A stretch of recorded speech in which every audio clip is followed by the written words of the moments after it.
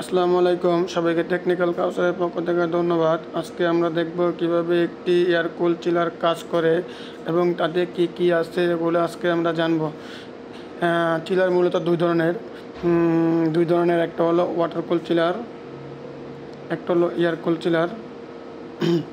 আপনার এখানে মূলত এইচইউ থেকে যে গরম বাতাসটা আপনার চিলারে আসবে, আবার চিলার থেকে যে ঠান্ডা পানিটা এটা এইচইউতে যাবে, এভাবে সে সার্কুলেশন করে।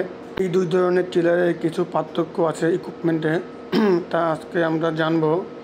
ফার্স্ট অফ অল এটা হলো compressor, condenser, expansion valve, evaporator. মূলত এটা হলো water cool chiller. Water cool চিলারে থাকে কুলিং টাওয়ার, মানে কুলিং টাওয়ারের মাধ্যমে আপনার কন্ডেন্সার ঠান্ডা হয়, এই কারণে এটা হলো ওয়াটার কুল চিলার। এটা হলো এয়ার কুল চিলার। এটা কন্ডেন্সার ফ্যান মোটর ঘোরার মাধ্যমে এটা মনে করেন আপনার কন্ডেন্সারকে ঠান্ডা করা হয় বাতাসের মাধ্যমে, এই কারণে এটা এয়ার কুল চিলার। আপনার এয়ার কুল চিলারের ওয়ার্কিং প্রিন্সিপাল, মানে কার্যপ্রণালী কীভাবে কাজ করে, এটা হলো একটা এয়ার কুল চিলার। এটা মূলত কীভাবে কাজ করে আজকে আমরা দেখব।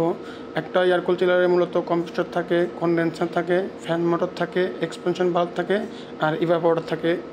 মূলত একটা ইভাপোরেটর বা একটা চিলারে মূলত দুইটা অংশ নিয়ে গঠিত। একটা হলো শেল, একটা হলো টিউব। এই দুটো অংশ নিয়ে মূলত ইভাপোরেটর গঠিত।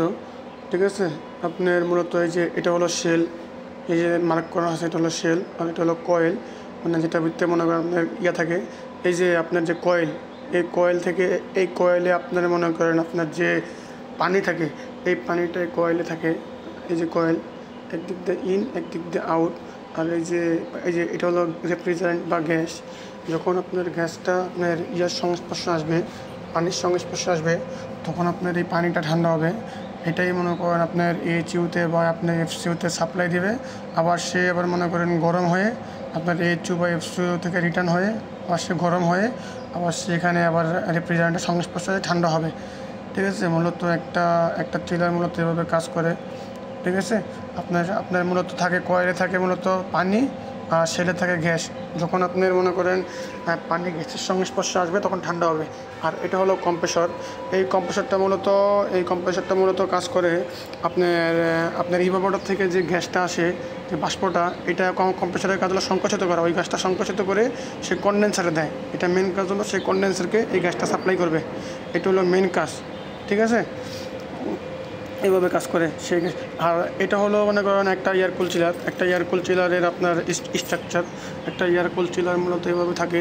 এই যে এটা হলো আপনার কয়েল, আর এটা হলো ফ্যান মোটর, এটা হলো কয়েল। ঠিক আছে, এই কয়েলের ভিতরে আপনি মনে করেন গ্যাস থাকে। আর এই ফ্যানের মাধ্যমে আপনি মনে করেন তাপমাত্রা সে বর্জন করে। এই যে এদিক দিয়ে এই যে কন্ডেন্সার কয়েল, এই কন্ডেন্সার কয়েলে আপনি মনে করেন গ্যাস থাকে। আপনার এই যে বাষ্পটা থাকে, যে বাষ্প গ্যাসটা থাকে, আপনার কম্প্রেসর থেকে যে গ্যাসটা আপনার এখানে আসছে, এটা থাকে বাষ্প। যখন ফ্যান ঘুরে তখন এখান থেকে সে মনে করেন হিটটা সে বর্জন করে, তাপ বর্জন করে, তখন এটা তরল হয়। এটার কাজ হলো তাপ বর্জন করা আর আপনার বাষ্প গ্যাসটা তরল হওয়া। এটার মেন কাজ হলো আপনার তাপ বর্জন করা। ফ্যান ঘোরার মাধ্যমে সে হিটটা সে মনে করেন হিট রিজেক্ট করবে এবং সে মনে করেন তরল হবে বা ঠান্ডা হবে। এটা হলো এক্সপেনশন ভালভ। এটার কাজ হলো তাপমাত্রা কমানো।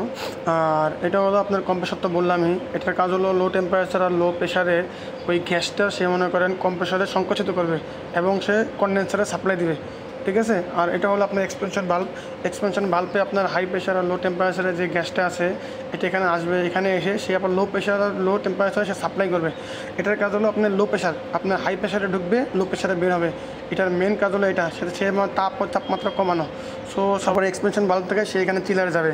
এই যে এখানে দেওয়া আছে very low temperature and low pressure, এখানে সে স্প্রে করবে, গ্যাসটা স্প্রে করবে আপনার শেলে।